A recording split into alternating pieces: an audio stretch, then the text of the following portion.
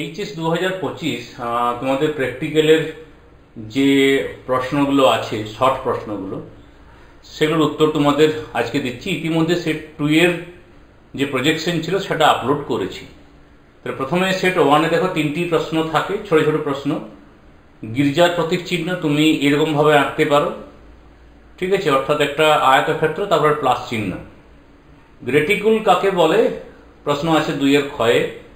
পরস্পর ছেদকারী দ্রাঘিমা রেখা এবং অক্ষরেখার জালিকাকে সাধারণত রেটিকুল বলে, প্রত্যেকটি কিন্তু 1 নম্বর করে।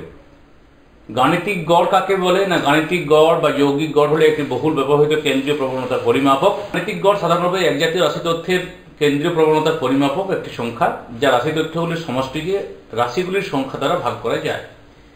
এরপর সেট 2 এর যে প্রশ্নগুলো আছে, নদীর উপর একটা নির্মিত সেতু, তুমি এইভাবে নদী আঁকবে, রাস্তা আঁকবে, এটা সেতু, ঠিক আছে। তো এই তো 4টে দাগ দেওয়া আছে তির্যকভাবে, সেটা তোমাকে লিখে দেখাতে হবে।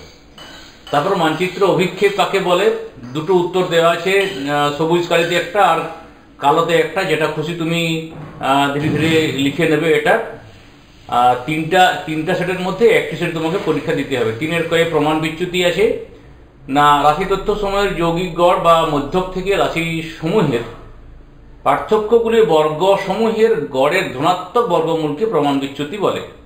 এরপর সেট 3-তে যে প্রশ্নগুলো রয়েছে, সেখানে টোপোগ্রাফিক্যাল মানচিত্রে নিত্যবহ অনিত্যবহ নদী কী রং দিয়ে দেখানো হয়।